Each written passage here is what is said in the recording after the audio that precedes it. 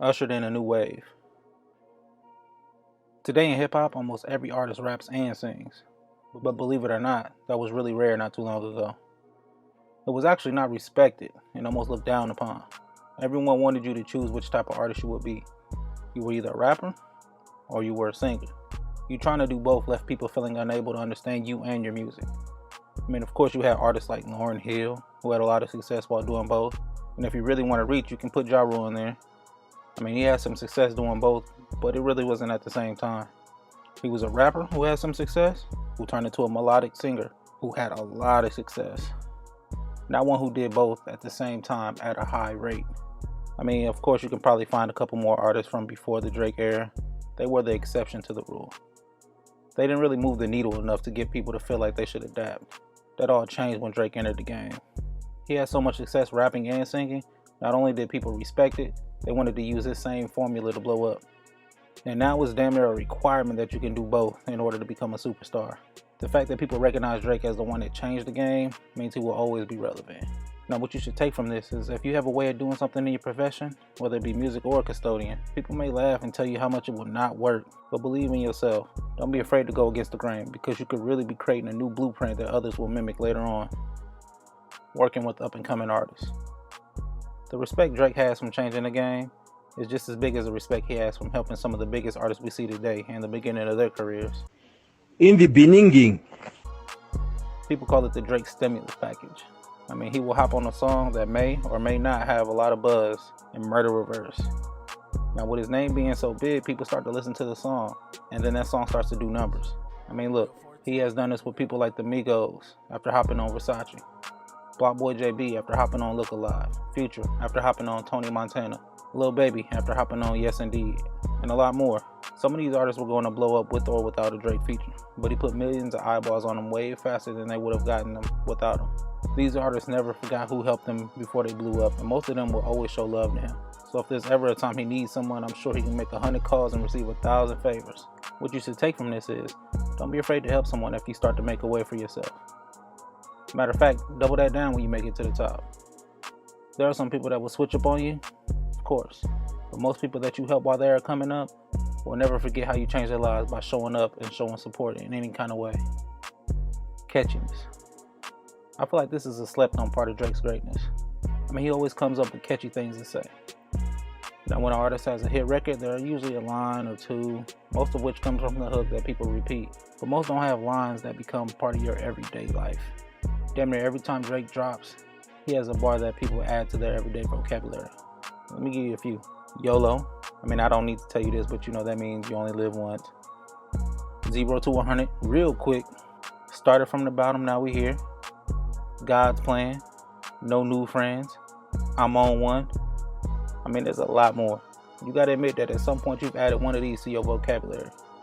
This may not seem like it matters because they are just bars that people repeat, but it's the fact that these are bars that we associate with Drake. So even if you don't recognize that it is, he is somewhere in your mind. That makes it so much more simpler for him to sell you music or anything that his name is associated with. I mean, he's already a part of your daily lives, right? And him being able to become part of your day-to-day life subliminally helps you not become tired of hearing his name, tired of hearing his music, or tired of seeing him all over the media. I don't know if this is intentional or not, but either way, Drake has executed it well, and it helps him stand out from other greats. You need to find a way to stay on people's minds in a way that doesn't require you to actually be in their face or on their mind. Consistency. It's easy to be forgotten in today's hip-hop culture. It's actually probably more common. There are millions of rappers these days, and having access to the music is effortless, so you never really feel like you're missing out on any new music for any one artist. So in order for you to stay fresh on your audience's mind, you need to stay consistent and give them something to give their attention to. If you're a music artist like Drake, then you can do such things as put out a mixtape or an album or a single or just a random project. Now, Drake has dropped some sort of project every year. I mean, his first couple mixtapes didn't sell too much, but that's not always the point in the beginning. What it did was create a habit for him, which paid off in the long run. Consistency makes you better, and that's common knowledge. But there are other benefits to being consistent, and these other benefits show up in any type of career. For example, if you're an entertainer, consistency creates awareness. It keeps you in the mind of your fans. If you're a lawyer, consistency creates knowledge. It helps you learn and retain information that can help your clients.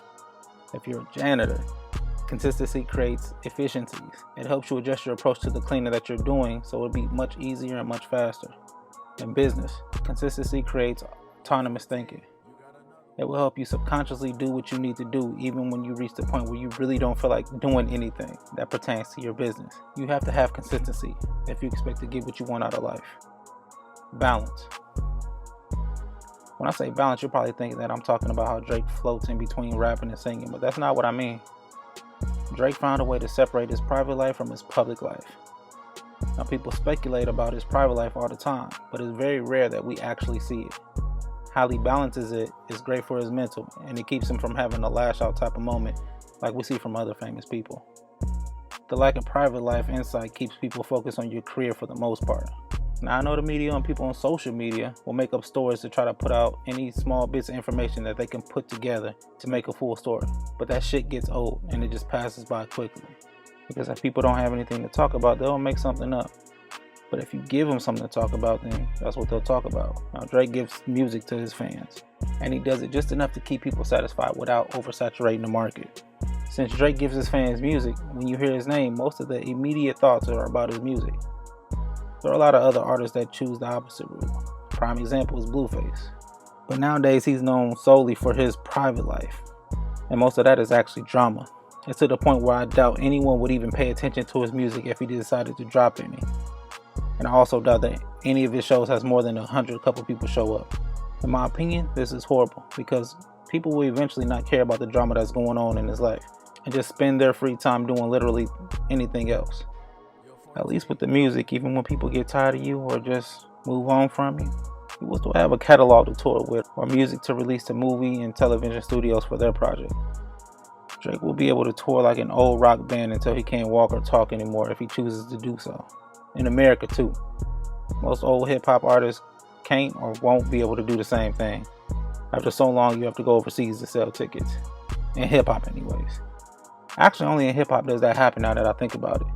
I feel like it may sound like a stretch to place so much importance on him separating his private and public life, but I really feel like it plays a big part in his greatness. If he didn't master this type of balance, then I think Drake would have snapped off a long time ago, especially how famous he is. It would have been too much for anyone. Even for those people that we see do anything to have any type of attention online all the time. There are a lot more reasons for Drake's greatness, but I feel like these are 5 of them that are important. Maybe you can apply to some, or maybe you can apply all to your life. But if you can, then do so. Y'all be great. I'm out.